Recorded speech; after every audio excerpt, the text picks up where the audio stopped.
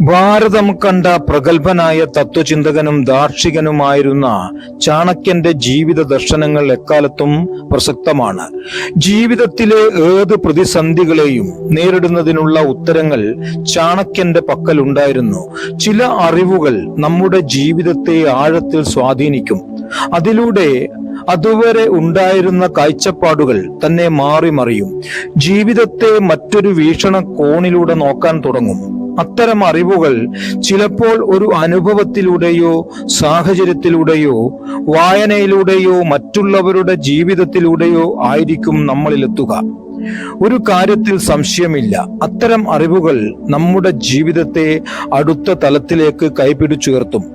നമ്മുടെ ജീവിതത്തെ തന്നെ മാറ്റിമറിക്കുന്ന ചാണക്യന്റെ ചില ജീവിത ദർശനങ്ങൾ പരിശോധിക്കാം.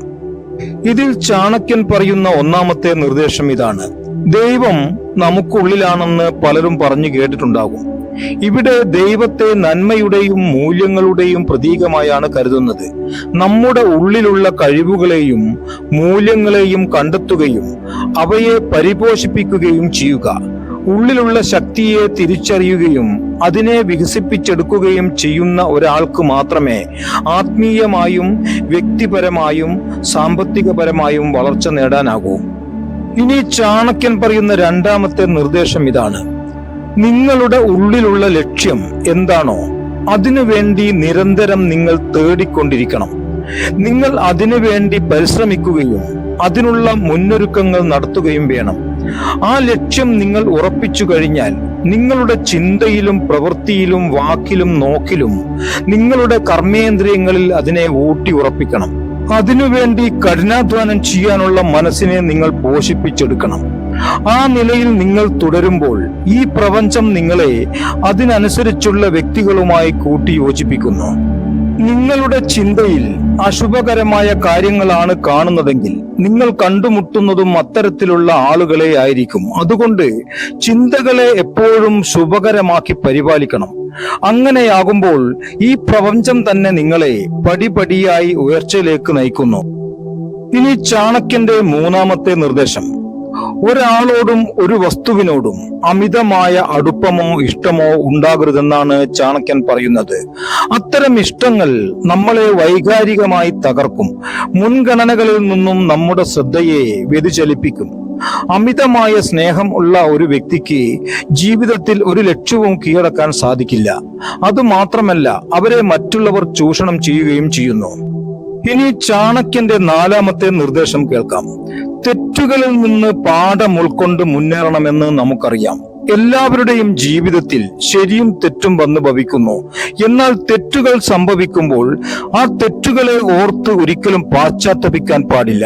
അതിനു പകരം ആ തെറ്റിൽ നിന്നും പിന്തിരിഞ്ഞ് നേരായ മാർഗത്തിൽ സഞ്ചരിക്കുക. കുറ്റബോധമുള്ള ഒരു വ്യക്തിക്ക് ഒരിക്കലും ഉയർച്ച പ്രാപിക്കാൻ കഴിയില്ല എന്ന് പറയുന്നു. ഉയർച്ചയാണ് നിങ്ങൾ ആഗ്രഹിക്കുന്നതെങ്കിൽ കഴിഞ്ഞ കാര്യങ്ങളൊക്കെ മറന്ന് ശുഭകാര്യങ്ങളിലേക്ക് ശ്രദ്ധ കൊടുക്കണം. വളരെ മോശമായി ജീവിച്ച രത്നാകരൻ എന്ന ഒരു സാധാരണ വ്യക്തിയെ വാത്മീകിയാക്കി മാറ്റിയത് തന്റെ തെറ്റുകളിൽ നിന്നും പാഠം ഉൾക്കൊണ്ടത് കൊണ്ടാണ്. തന്റെ ഉള്ളിലെ ശക്തിയെ തിരിച്ചറിഞ്ഞത് കൊണ്ടാണ്. പിൽക്കാലത്ത് അദ്ദേഹം വാത്മീകി രാമായണം എന്ന മഹാഗ്രന്ഥം രചിക്കുകയുണ്ടായി. ഇനി ചാണക്യൻ പറയുന്ന അഞ്ചാമത്തെ നിർദ്ദേശം: ജീവിതത്തിൽ മറ്റെന്തൊക്കെ നേടാൻ കഴിഞ്ഞാലും അതൊന്നും വിദ്യാഭ്യാസത്തിനും അറിവിനും പകരമാകില്ലെന്ന് ചാണക്യൻ പറയുന്നു. സമ്പത്തും സൗന്ദര്യവും ബന്ധങ്ങളുമെല്ലാം എപ്പോൾ വേണമെങ്കിലും നഷ്ടപ്പെടാം. പക്ഷേ നമ്മൾ നേടിയ വിദ്യാഭ്യാസവും അറിവുകളും മരണം വരെ നമ്മുടെ കൂടെ ഉണ്ടാകും. ഏത് പ്രതിസന്ധിയിലും നമുക്ക് ഉപകാരപ്പെടുക അവ രണ്ടുമായിരിക്കും. ഇനി ചാണക്യന്റെ ആറാമത്തെ നിർദ്ദേശം ഇതാണ്: ഏതൊരു കാര്യവും ചെയ്യുന്നതിന് മുമ്പ് ഏതൊരാളും ഈ 3 ചോദ്യങ്ങൾ സ്വയം ചോദിക്കണമെന്ന് ചാണക്യൻ പറയുന്നു. എന്തിനാണ് ഞാനിത് ചെയ്യുന്നത്? ഇതിന്റെ ഫലങ്ങൾ എന്തായിരിക്കും? ഇതിൽ ഞാൻ വിജയിക്കുമോ? എന്നീ 3 ചോദ്യങ്ങൾ നിങ്ങൾ നിങ്ങളോട് തന്നെ സ്വയം ചോദിക്കുക. ഇനി ചാണക്യന്റെ ഏഴാമത്തെ നിർദ്ദേശം: നിങ്ങളുടെ ദൗർബല്യങ്ങൾ പങ്കുവയ്ക്കാൻ പാടില്ലെന്ന് ചാണക്യൻ പറയുന്നു.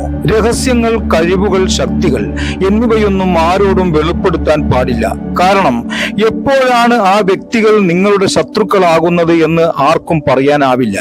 അങ്ങനെ വന്നാൽ അവ നമുക്കെതിരെ പ്രയോഗിക്കുമെന്ന കാര്യത്തിൽ ഒരു സംശയവും വേണ്ട.